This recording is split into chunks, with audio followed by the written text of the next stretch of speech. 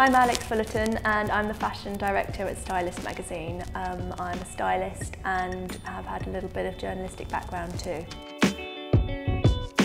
I kind of followed the expected path, GCSEs, A-levels, went to university, and halfway through my course there was a sort of a work experience element which I went off and did, and I found that I was learning so much more doing work experience rather than sitting in a lecture hall. So I am a college dropout and I never went back. I think I was very lucky in being able to start my career ahead of all of my peers, so I never had that, oh God, university's finished, what am I going to do now? I jumped straight into work and was able to start out as a freelance assistant and then go on to a job at another magazine. To be a stylist, you've either got it or you haven't, so I think you really need to be honest with yourself. Do you have taste or not?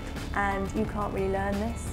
So I think there are a lot of people who plug away at it, on and on and on, and really you need to be honest with yourself. If you haven't got it, leave it. And there are a million of other different kind of like opportunities within the fashion industry that you can go into, but just be honest. I think that you need to have social skills, which is a similar situation. You need to have kind of it's got to be conversational. So you need to learn about, if you're in an interview, learn about what the person wants and what you can give them. So it's got to be a two-way situation, which I suppose is, if you're in a bar, yeah. It's not all about me, me, me, or you. So I've been doing this for 14 years now, and I think one of the best lessons that I've learned is to ask advice. If there are problems, if you don't understand, just be like to your boss, a mentor, could you explain this to me? How does this work? You need to, it's going back to being humble and just being open to learning, always, and I'm still doing that now. Confidence comes from previous successes. And it can go up and down. Sometimes things go wrong and you're like, oh my God, this is terrible. But you can't let minor setbacks get you down. But having said that, I think that there are people who are overly confident, and that's a major off-putting aspect. You need to kind of have a good balance of being bright and out there without being overbearing.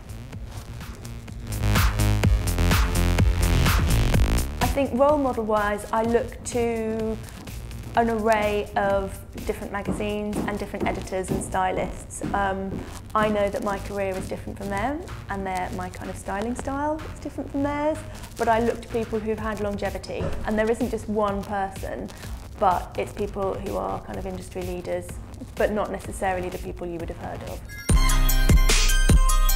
When things have gone wrong and I've failed, which happens to everybody, oh my God, you sink down for a minute, and it literally has to be a minute, 10 minutes, and then you get back up. How can I make this right? What can I do better next time? So you've just got to keep on and on at getting better, and don't wallow in the mire of disaster. When you get into the swing of predicting trends, it is really easy to notice things.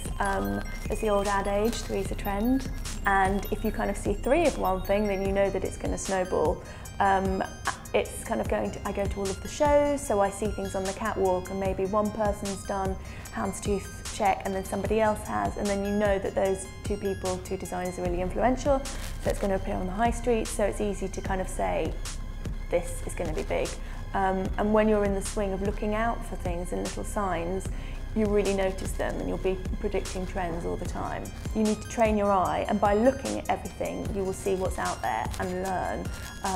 And that's the best way to sort of like be able to do it. You don't need to be in a privileged position and seeing things from the front row of catwalk. It's all around you, trends are everywhere.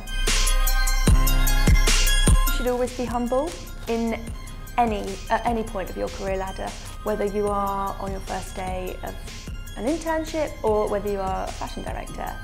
You know, you've obviously got a skill to be where you are, but never take that for granted, and never get supercilious about things. Always be humble. So within my career, I've gone up and down. I've worked on brilliant magazines, I've been made redundant, I've worked freelance, I've had setbacks. It's just keeping on at it and knowing that you are good, and that's not the kind of the misguided, oh yeah, I'm great, but having previous sort of track records, keeping in touch with everybody so when jobs do come up, you're going to be at the front of their mind, and hard work. I get up at 5 o'clock every morning because I love this job, and you need to work hard. It's not easy, and it's not like The Devil Wears Prada.